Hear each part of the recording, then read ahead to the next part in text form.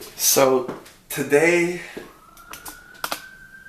what is it? 7 o'clock at night. It is Easter Sunday, Canadian edition. Apparently, there's um,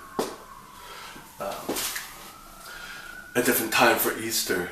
I didn't know that. I knew that for Thanksgiving, which is Martin Luther King Day, and then your American Thanksgiving is Patriots Day here. I don't know. No, that's Veterans. I don't know. But did you ever notice that holidays tend to be a time where exes, more with narcissistic tendencies trying to get your attention, will use a holiday as a reason to contact you, thinking that you're going to reply back. I had this happen. This guy off and on. He lives in Chicago by ways of Ghana, Africa. And just he'll use birthdays, he'll use holidays, he'll use anything. I guess that's kind of instilled in his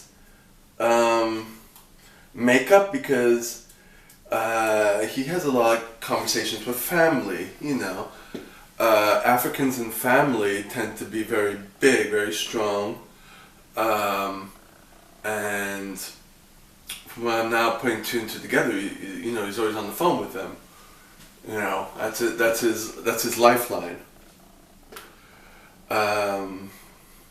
Despite living alone in the States, and I didn't put two and two together before that.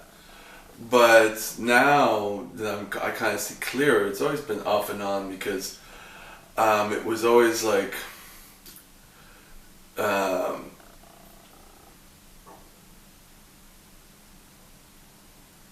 thought that maybe it was kind of me, he was always there, but not really. You know what I mean? We've never been together really. If it's a long distance thing. So it was off and on quite a lot, but I'm realizing that it's something he does automatically, just contacting people, and it has nothing to do with me personally. Could be he's alone on the holidays and it gets to him. It could be that's just what he learned and he hasn't out-learned what he learned, because it either works for him or he's just not out learning things that don't work, So that's that. I mean, I've tried and I try and I try, and then I just don't have, anything there. I mean, it doesn't serve a purpose for me, him being in my life, you know what I mean? We don't talk, and when we do, we don't really talk.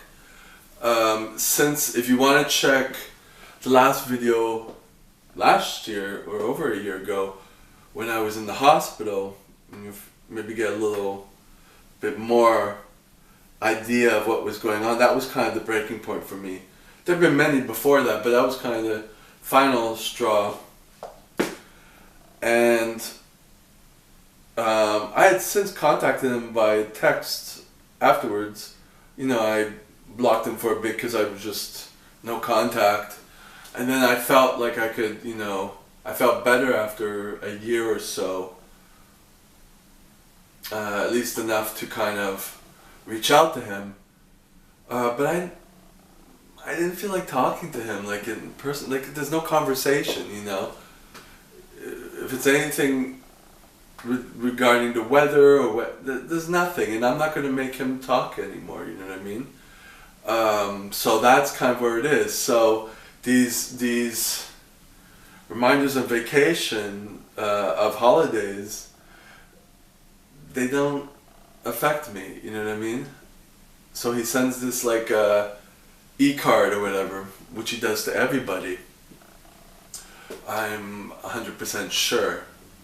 And that's it. I mean, it could also be that I'm kind of talking to someone else, that helps. But even with that, it's just not. It just doesn't do it for me. It's like I've come to a point like that's not what I want, and I know that's just a tactic. So, it's just something he does. He has people on auto dial that he calls, and that's how he. I don't even know if it's love. You know what I mean? I think it's just a habit of what he does. When you get to a certain age, you just do things whether they work or not, and you don't realize that they don't work or whatever,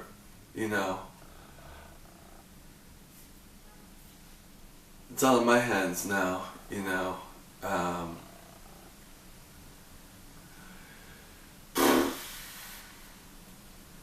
I think that sometimes when people are on their deathbed, that's when when things kind of hit them, you know what I mean?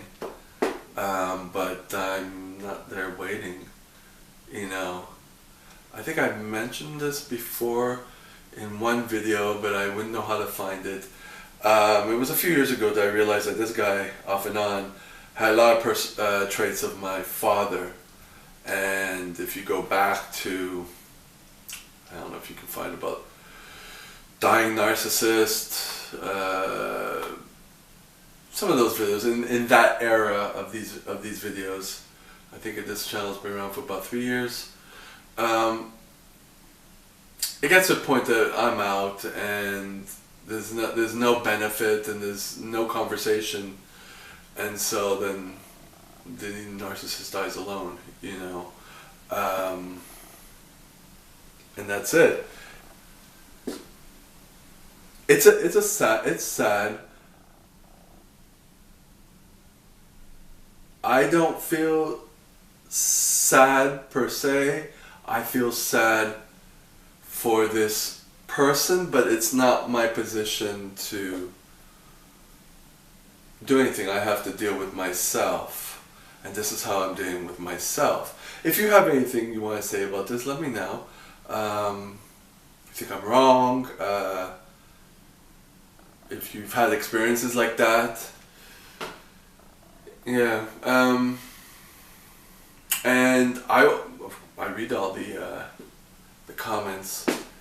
I like to think I can tell if someone's imposing their values onto me. That's what I've become smarter with. So, let me know. Alright, talk to you later.